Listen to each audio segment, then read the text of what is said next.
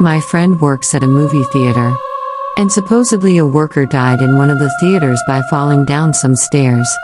My friend was cleaning, and out of nowhere a shadow runs across the screen. Then he saw the shadow continuing up the stairs to the door. He was freaked out. When he was cleaning after closing, this is a 2-story theater, the elevator door opened and then it shut by itself and went back up. It came back down again. The door opens and an empty trash can is in the elevator. The door goes back up. The door comes back down and it opens and it is full of smoke. It closes and goes back up. So they send 6 people up, 3 on one stairwell and 3 on the other, so that way the person would be trapped. Turns out no one was on the floor at all. How did all that stuff happen? Well, this trash can isn't done. Later that night, someone was counting the money and they were all by themselves, and out of nowhere a trash can comes rolling by. No one else was on that floor. No one could get on the floor. A week later, the guy is in the vault and no one is in the building and he hears a knocking at the vault. He goes to check. No one is there at all. He runs out of the building. The next day the popcorn thing goes off by itself. I've had 2 experiences with Ouija boards, the second of which made me get rid of mine and never touch one again. The first time was when my best friend, Melanie, and I started using the Ouija at her mother's house, and it told us that it was a male spirit and that it was going to hurt us. It directed most of its threats and comments to Melanie, and it used a lot of bad language, something Melanie and I didn't do. That night, Melanie said she heard knocks in the room she was sleeping in all night long. The second time Melanie and I used it was at her house. We put the board on a table that had one of those mirror tops. We lit a candle and started using the board. It kept saying that Melanie was pregnant and that it wanted to show us what it, the spirit, looked like. We started to get scared and said, no, we didn't want to see it. At that point, the candle flame got really long and made a whooshing noise. The flame turned blue. Melanie and I were looking down at the table when we saw the blue flame reflected in the glass. We moved away from the table and the board and then saw a face in the flame. It wasn't Melanie or me, but a man's face. The face slowly started turning into a skull. We blew out the candle and threw the Ouija board away. That night, we kept hearing scratching and clawing noises even though we were alone in the house and never heard those noises before. We also found out a few days later that Melanie was pregnant.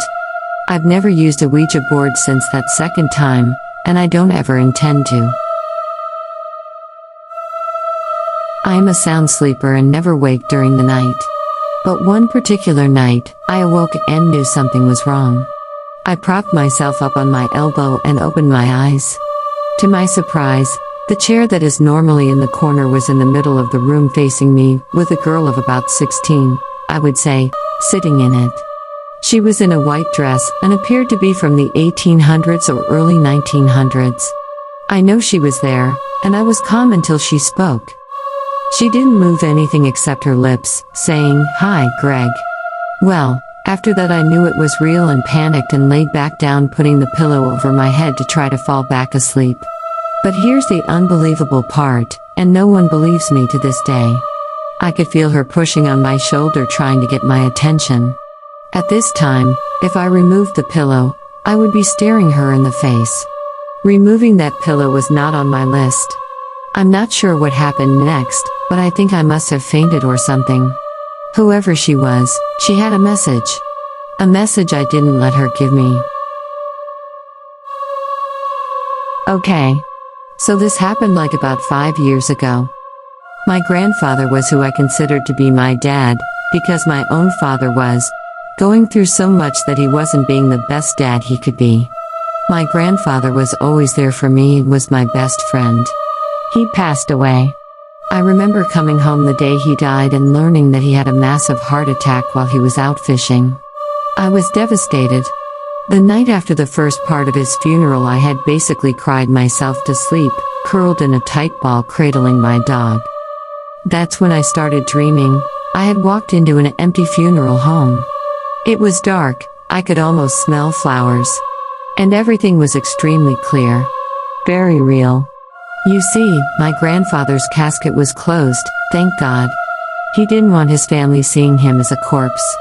I turned into the room where he was laid out. Coffin still closed tight. I started towards it. I wasn't afraid, even if the atmosphere was dark. I eventually made it to where he was, and it opened. My grandfather sat up, pulled me into a hug and told me everything was okay now. I woke up with tears in my eyes. These encounters didn't stop there. There was a moment when I went to visit his grave. It was a summer day, but a chilling wind struck me while I stood there by myself. I had been talking to him, just about everything and how much I missed him, when a cold hand grasped my shoulder. Then I had more dreams, mostly us talking. And then it became scary. Not in a bad way, just I wasn't expecting it. I caught whiff of his smell one time. He had this scent to him that lingered in his room and his car, a cinnamon smell because he always got coffee before he went out on a fishing trip. I was home alone in my old house, making myself something to eat, when the smell hit me. It was around 9:30, and I swear I saw a figure. Short, hunched, standing out of the corner of my eye. I didn't dare move, of course I was alarmed. But I wasn't afraid. I kinda smiled to myself, and said, "Hi, Grandpa." I believe in this stuff. My grandfather himself was crazy with paranormal stuff. He saw stuff I couldn't. The same goes with my dad. He saw stuff in our old apartment that I can't explain. But that's another story. My house is not very old. In fact, my parents bought the land and had it built in this nice little neighborhood. Now whether or not previous settlements, Native American or not, had existed there I don't know. What I do know is that weird things have happened in the past few years. They could have started after it was first built and I just never noticed. So I'm going to start with what I remember and work my way forward. The first incident I remember is a piece of silver, you know, the nice dishware that a lot of grandmas have, being moved. The setup is like this: you have a love seat couch with a tall, skinny, long wooden table running along its back. Then you have a walking space in front of that and then a fireplace. In front of the fireplace are two leather chairs. Now the silver that was moved was just the lid on one of the dishes. Imagine a bowl in a stand with a lid that sits inside of it rather than just over it, and the handle on the lid is kinda loop-shaped. Now the lid was just how it would be in the bowl, but it was on the ground about 3 or 4 feet away in front of the chair. My dad tried to play it off as, oh, the dog must have jumped off of the couch over it and caught it with his foot. Our dogs, though small, never jumped off the couch like that, it's too high. And even if they did, the lid sits in the bowl, therefore it would have pulled the whole thing with it and probably wouldn't have landed the way it did. Then there's my room. I'm in the only room that faces the front yard and the house is on a hill away from the road. Now I used to lay on the floor near the window on the opposite side of the room from my door, which I kept closed, just browsing on my laptop, and I would feel someone standing in front of the door watching me. This happened almost every time I laid there. There would also be times where I'd hear walking upstairs. No one lives up there, and one time I heard tapping on the brick on the outside of my wall, which faces the porch and sidewalk that goes to the driveway. Now as I've gotten older it has kind of subsided, but every now and then stuff still happens. Like I had more door open laying on my bed, and from the corner of my eye I saw someone enter the hall and head towards my sister's room and the guest bedroom, which used to be my grandmother's. I'll discuss why that's important later. When I asked my sister if it was her, she said no, that she had been laying in her bed that whole time. And lastly, another living room event. I don't remember who all was there, but I know my parent and my sister were there. I happened to look at the fireplace. The chairs are no longer there and the furniture has been rearranged, and noticed that the silver key that can turn on the gas was in its hole. Now we have never used this key, we've never had a reason, so we keep it on top of the mantle. So I asked my mom if she had put it there, she said no. Asked my dad, again no. And same for my sister, no one put it there and no one knows how it got there. The only explanations I have for this is: A. Previous housing on the land with death attached to it, My mom's parents lived with us for a few years before my grandfather passed in 2009 and my grandma in 2011. I can but really remember if the event started after my grandfather passed or my grandmother, but sometimes I do believe it could be them, especially the hallway incident. Maybe grandma was going to her room. My mom doesn't like the idea of that, neither does my dad since they're firm Christian believers. They don't believe in spirits being stuck here, but I don't know how else to explain it. I moved out now since I started college this semester, and whenever I go home for weekends I never experience anything, but I have a month-long winter break starting next weekend, so maybe something will happen? So this was several years ago, when I was a total deadbeat and lived with my then girlfriend's parents. They had a tri-level house, with the basement that contained our living space and my girlfriend and I's bedroom. Upstairs was the living space for everyone else, the dining room, and kitchen. The third level had the master bedroom, and 2 additional bedrooms for my girlfriend's sisters. I was home alone one night, with her parents off with friends, my girlfriend at a friend's, and her sisters were at an all-night church thing. I elected to stay home and play WoW all night. Where my computer and desk sat, right above my head, was an AC vent. Often, I could hear her sister playing in her room from that vent. I was leveling my paladin or something when I heard laughing and giggling coming from the vent. Nobody was supposed to be home, so my heart picked up. I glanced at the clock on my computer, and it read 1:36 a.m. I remember this all very distinctly. I went to go investigate and headed upstairs. The way the landing sits is at the top of those stairs. You can turn left and either go upstairs or go into the kitchen. I climbed the second set of stairs and opened the first door on the left, which was her young sister's room, which is directly above the basement. Inside, I used the light of my phone to illuminate as best I could. I saw a small figure, what I assumed was a small girl wrapped in a white sheet in the center of the room. Cue pants shitting. This figure, this young girl, stops playing with the dolls and slowly looks at me. It let out the most ear-shattering scream you can imagine. My skin crawls just thinking about it and my chest tightens just remembering it. I wish I could tell you what transpired, but I remember waking up at the bottom of the landing, right next to the door of the kitchen. I stumbled into the kitchen to get a drink of water and contemplate what the fuck just happened. I glanced at the clock on the microwave. The clock read 4:46 a.m. We never found the sheet the next day, but the dolls the figure was playing with were sitting in the middle of the room, away from the toy chest which they were inside of that afternoon when she cleaned her room, which is across the room. When I was 9 or 10, I had a Halloween B-Day party and my friends and I were playing with a Ouija board, one of those Parker Brothers games bought from Target. The entire time we played with it, asking it questions and everything, I was subtly moving the marker to answer the questions, trying to freak my friends out. They must have assumed that I was moving it because we were just laughing and nobody took it seriously. When we were finished, we all stood up and started walking out of the room.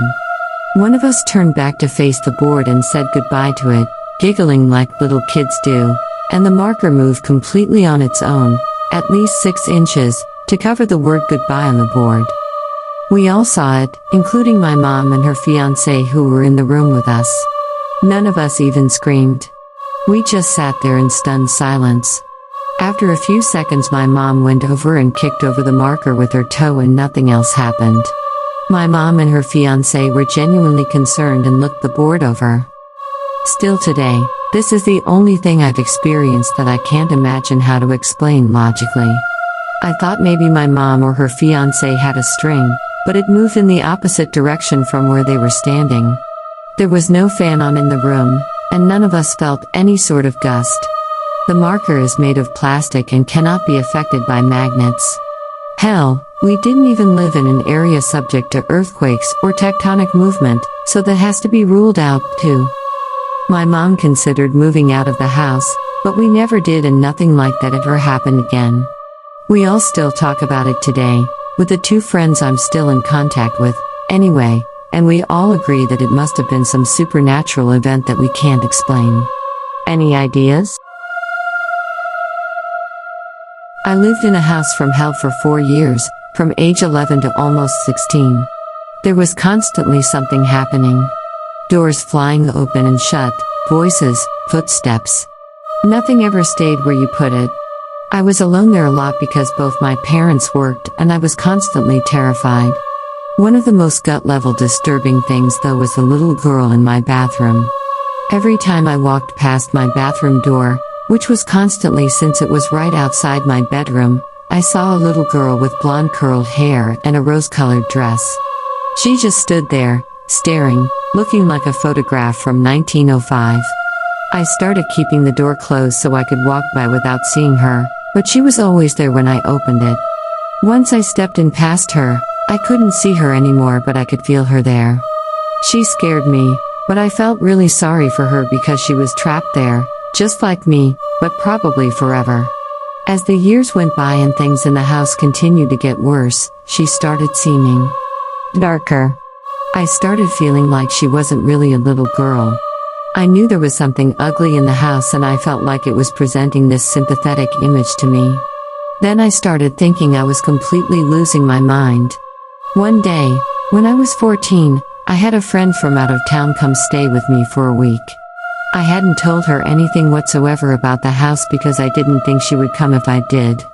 Right after she got there we were sitting in my room and she left to go to the bathroom. About a minute later she walked back in with a puzzled look on her face and said, "So, there's a little girl in your bathroom?" Yeah, she hangs out in there. Blonde hair? Curls? Pink dress? Yeah. You know that's not really a little girl, don't you? I almost threw up. I was so relieved and terrified and excited and ready to run out of the house screaming. She wouldn't use my bathroom the rest of the week and I started using it as little as possible without pissing off my parents, who did not want to believe. Eventually we moved out and I could not have been happier. I distanced myself from it mentally as much as I could. Then, when I was 18, I took another friend on a road trip to pack up a few things I'd left in the house. My parents hadn't managed to sell it, and wouldn't for 5 more years. The minute we got on the property, my friend seemed uncomfortable. When we came around the bend in the long, steep driveway, he went completely white. I could tell something was wrong, but he insisted he was okay, so we got to work. After a while he asked to use the bathroom and I directed him to mine. Not 20 seconds after he left, he came running back in, gasping for breath, and Dan slammed the bedroom door behind him.